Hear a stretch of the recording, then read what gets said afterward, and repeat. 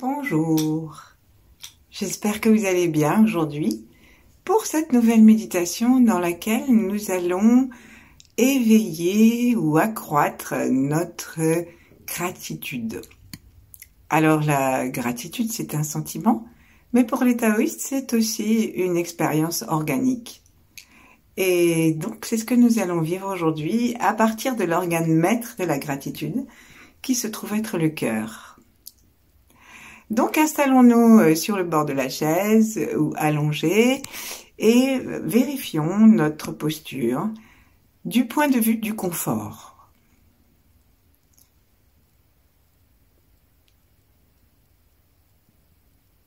Ensuite, observons si cette posture est quand même érigée légèrement vers le ciel.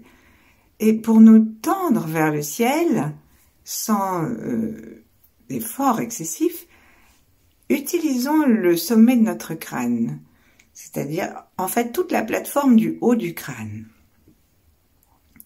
Imaginons une zone qui se trouve vers l'arrière du crâne, au niveau de la fontanelle, jusque près du point au bailli, qui est le point de l'angle arrondi du crâne.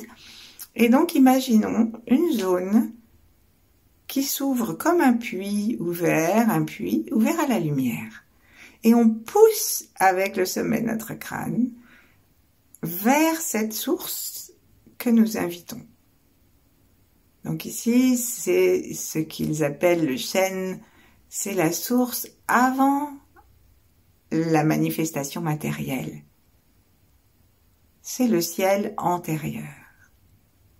Et donc on pousse. Et pour être sûr qu'on pousse d'une façon bien horizontale, on rentre notre menton légèrement, sans effort. Imaginons que nous avons un gros panier sur le sommet de la tête, sur le haut du crâne, comme encore beaucoup de civilisations le font, et nous vérifions que ce panier ne va tomber ni vers l'avant, ça voudrait dire que nous avançons trop notre menton vers le cou ou que notre tête est trop avancée, ni vers l'arrière. Ça, c'est quand on a le cou cassé légèrement et que le menton est trop vers le haut. En général, on accompagne ça d'épaules légèrement remontées. Donc, nous avons besoin d'être juste naturellement en relation, sans effort. Ensuite, sentons l'ensemble de notre corps que nous laissons respirer normalement.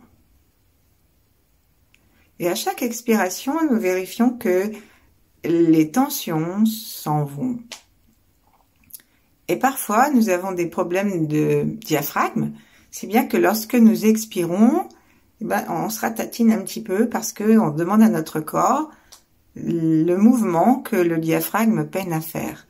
Donc, on vérifie qu'on reste toujours en relation avec le ciel et que pourtant, nous pouvons abaisser tranquillement les côtes et laisser remonter le diaphragme à chaque expiration. Plaçons la langue contre le palais par la pointe, détendons l'ensemble du visage et de la tête, tout en continuant à nous élancer vers la source de lumière. Et continuons à chaque expiration à descendre dans le corps. Jusqu'à ce qu'on arrive à sentir les appuis, si nous sommes assis, les appuis sur le siège. Et si nous sommes allongés, sentir le poids du sacrum, du coccyx. Restons un instant dans cette attention, dans cette zone d'attention. Et comme nous avons invité le ciel, invitons l'énergie de la terre. Et dirigeons-la vers l'avant de l'anus, vers le point ruine, le point du périnée. Respirons. respirons par l'endroit où la tension se pose. C'est bien sûr pas une respiration d'air, mais c'est le chi qui va venir. C'est comme une palpitation, une pulsation tranquille, qui d'ailleurs se synchronise avec le souffle de nos narines.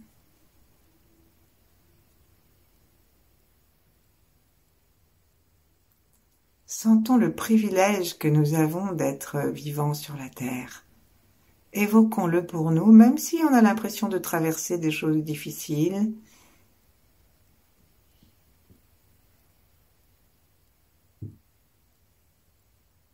Et à chaque expiration, continuons à descendre jusque dans la plante des pieds, jusque dans la terre, plus bas que les pieds,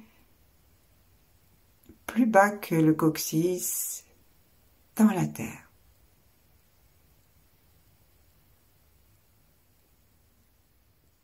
Respirons comme si nous pouvions aussi sentir les pulsations de la sève de la terre monter dans nos pieds, dans la plante des pieds, dans la source dite bouillonnante en particulier.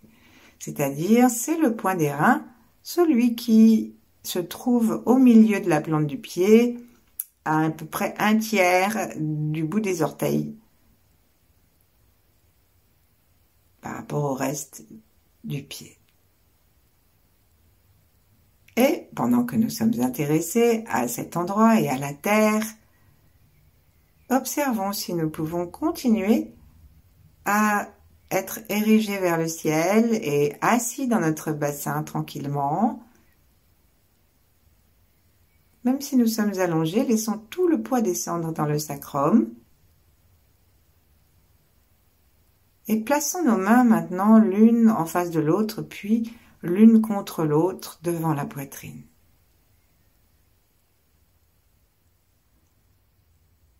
Et demandons-nous si nous éprouvons assez de gratitude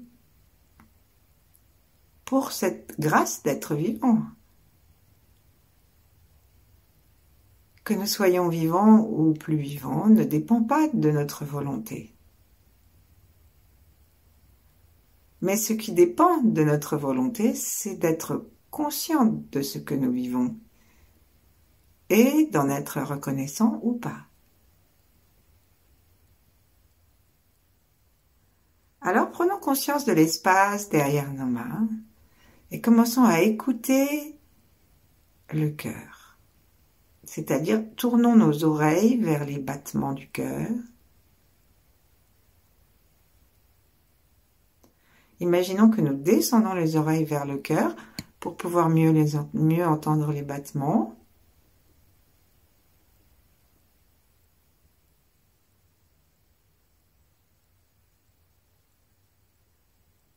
Peut-être qu'on n'entend rien, mais qu'on va sentir comme une pulsation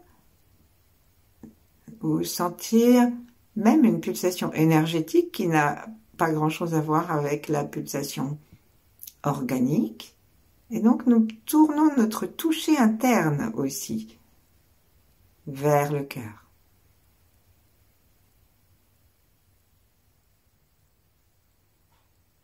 Et nous avons toujours les mains devant la poitrine et nous tournons vers le cœur dans cette sensation d'unité entre la droite et la gauche et de détente. Commençons aussi à imaginer que nous sommes en train de goûter le cœur, puisque la langue, avec ses papilles gustatives, se trouve la porte du cœur, se trouve l'organe du cœur, l'organe sensoriel du cœur, et on dit aussi la parole. Et il n'y a pas de parole sans l'usage de la langue. Et donc imaginons que nous sommes en train de goûter à l'intérieur de notre cœur. C'est peut-être simplement une vue de l'esprit, mais ça nous aide, en attendant, à relier la langue, toujours contre le palais, en ce qui concerne son aspect physiologique, et le cœur.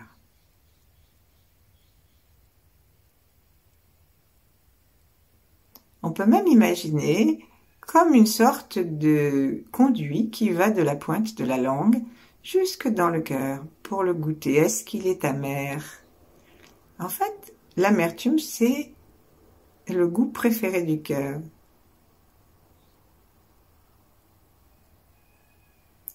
Alors on peut, même si on se sent légèrement amer, même si on se sent une certaine rancune envers différents aspects de notre vie ou même notre vie entière, accepter cette amertume amère. Le cœur sait digérer ça et le transformer en joie. Et du coup, nous allons tourner aussi nos yeux intérieurs vers le cœur, comme si on était en train de regarder à l'intérieur depuis une source de lumière que nous plaçons comme un grand soleil devant notre front et que nous réactivons du sommet de notre tête. Et nous envoyons maintenant cette lumière et cet intérêt visuel pour notre cœur vers la couleur rouge éclatante et joyeuse que les taoïstes donnent au cœur, comme le soleil lorsqu'il se lève au matin, tout rouge.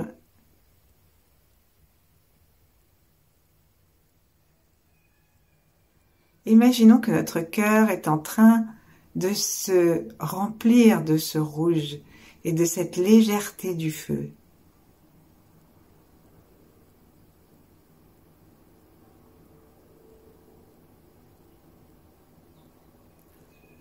Demandons à l'univers de continuer à remplir notre cœur et à le détendre complètement, et utilisons notre dernier sens pour aller voir comment ça va dans le cœur. C'est celui, le sens olfactif, c'est l'air que nous inspirons avec le chi, et nous tournons notre respiration interne pour humer comment ça va le cœur.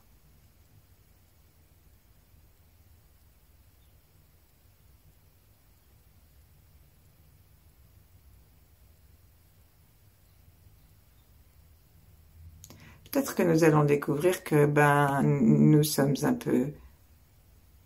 un peu en berne, et aussi que notre capacité de perception est assez émoussée.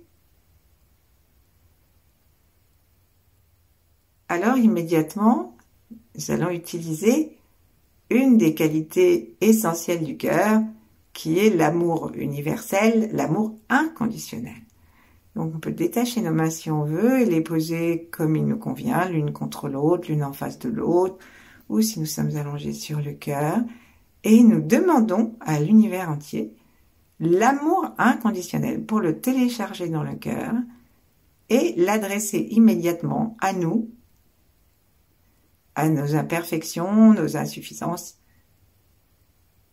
dans la perception, dans l'intériorisation, dans la détente. Et tout ça se trouve enveloppé de tendresse, de bienveillance. Et nous adressons cette bienveillance maintenant à tous nos âges. Gardons l'attention dans le cœur, tout est tourné vers l'intérieur, le souffle est tranquille, de plus en plus tranquille. Et nous saluons tous nos âges, depuis les premiers battements, à l'intérieur du cœur de notre mère.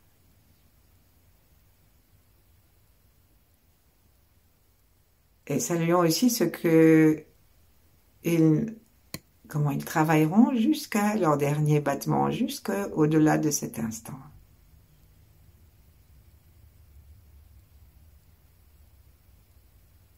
Et dans cet amour infini, gratuit, cette auto-bienveillance, invitons aussi maintenant tous ceux grâce à qui nous sommes ici, toutes nos lignées. Pas de jugement sur ce qu'ils ont fait, même si c'était horrible. Eh bien, sans eux, on ne serait pas là, même s'il en avait manqué un seul. Même si ça aurait été il y a très longtemps. Donc, si nous ne voulons pas nous couper de nous-mêmes, nous n'avons pas pas d'autre choix que d'être reconnaissants qu'ils aient participé à notre présence actuelle. Et faisons fi des circonstances dans lesquelles ça s'est passé. Il y a des siècles ou il y a peu de temps, dans l'échelle du temps du monde.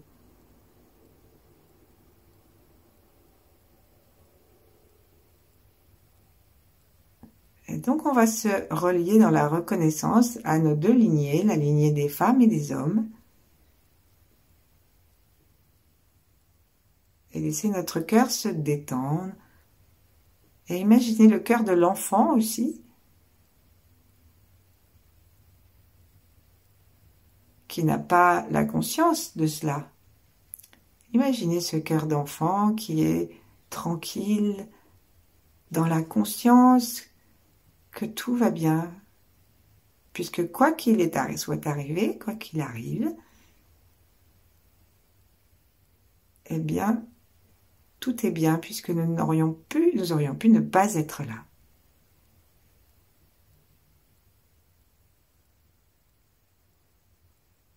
Et nous commençons à nous rapprocher de souvenirs heureux, de la joie du cœur. Et on va demander aux 8 immortels et aux autres grands êtres, ceux qui sont remplis d'une joie interne, qui est complètement indépendante de ce qu'ils vivent. Et il peut y avoir un été pluvieux ou un été torride, ils sont toujours joyeux. Parce que de leur cœur émane la lumière, au lieu que nous ayons l'impression à nous qu'il faut toujours être en reconnaissance pour quelque chose que nous avons reçu, en réactivité. Et donc on rentre grâce à eux, grâce aux grands êtres, Bouddha, le Christ, les 8 immortels, et puis les versions féminines, la polarité féminine de l'univers, Tara, Marie, Kuan Yin, Shakti, et qui nous voulons, qui nous parle, Amma. Et nous sentons que depuis ces connexions à ces êtres, dans le cœur n'est que reconnaissance, notre propre cœur se détend et s'allège. Donc nous téléchargeons cette joie, cette légèreté,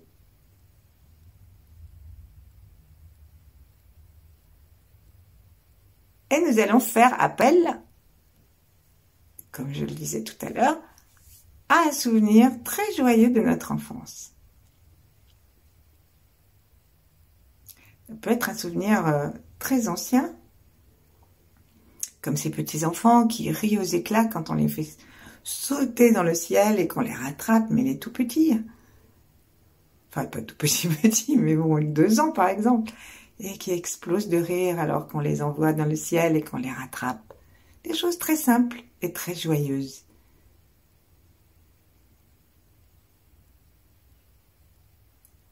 Allons chercher dans la petite enfance, parce que plus nous remontons dans la petite enfance, plus les souvenirs, plus les occasions qui déclenchaient notre rire, notre légèreté, étaient fines, simples.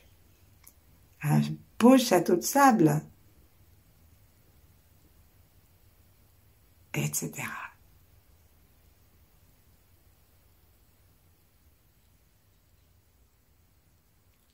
Et commençons à inspirer dans cette ambiance et à remplir notre cœur tout en continuant à prendre soin de lui par nos 5 sens tournés vers l'intérieur.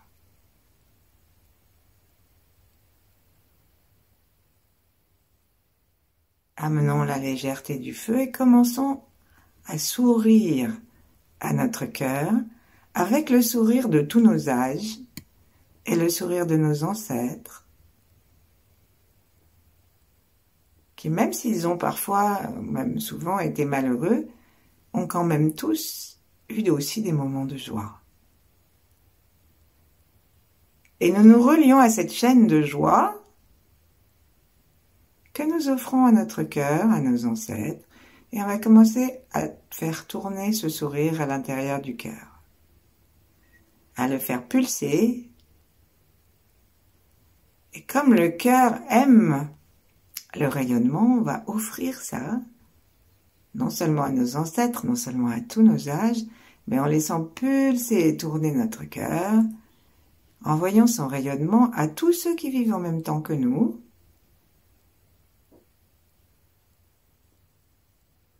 On peut imaginer le cœur qui tourne comme une sphère et ça rayonne de partout, mais notre attention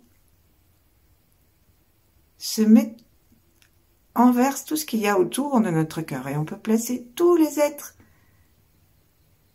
autour de nous et on imagine que le cœur vient nourrir chacun comme un soleil. Et tous les êtres, c'est pas seulement les êtres humains, mais les étoiles, les 4 éléments, et puis les 4 règnes, les pierres, les rochers, le règne végétal, et nous envoyons notre amour, notre gratitude pour la beauté des arbres,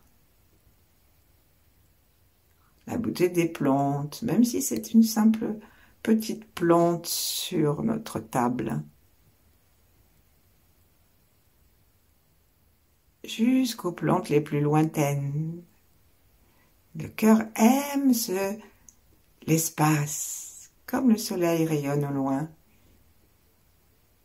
Et par exemple, si nous avons aimé un paysage, si nous avons apprécié ou éprouvé de la reconnaissance pour la beauté d'un arbre ou notre bien-être à côté de lui, même s'il est loin, on en profite pour envoyer notre gratitude. Et aussi pour les petites fleurs, le gazon.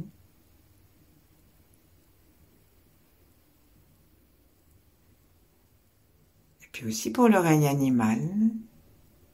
Nous laissons le cœur tourner et nous pouvons envoyer notre amour à notre chat, notre chien, aux animaux qu'on voit dans les médias, les éléphants, les tigres. Puis ensuite aux animaux qu'on aime moins, puisque l'amour est inconditionnel. Donc on peut adresser notre amour aux moustiques, aux araignées, aux serpents. Le cœur tourne, le cœur se détend et l'aime en fait.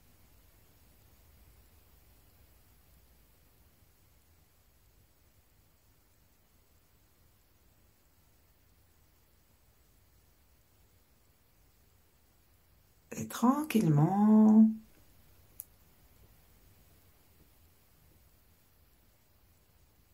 on va continuer à laisser la sensation tourner et diriger la reconnaissance et la flamme du cœur, l'amour du cœur, consciemment dans le fait que ça se répand dans tout notre corps grâce au sang.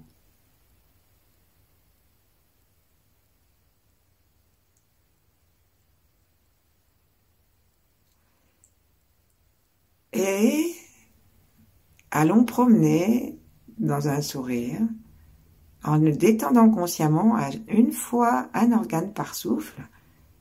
Allons promener cette détente et ce sourire dans nos 2 poumons. Expirons ce qui l'empêche d'être reconnaissant.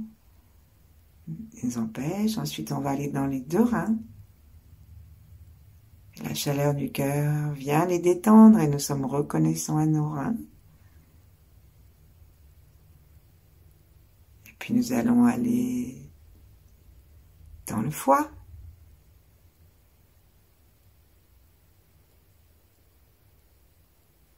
et puis dans le cœur. En étant reconnaissant à notre cœur. Et on termine par la rate, à l'arrière, sous le diaphragme. Et ensuite, tout ce sourire et cette puissance que décuple le pouvoir de la gratitude, on va l'amener dans le ventre, à l'intérieur du ventre, dans le Tantian, dans le foyer inférieur, celui de l'existence, de la force de vie. Et puis, demeurons conscients de ce bien-être que nous nous sommes offerts et que nous pouvons partager avec tous les êtres. Demeurons aussi longtemps qu'il nous plaira. Merci, à bientôt.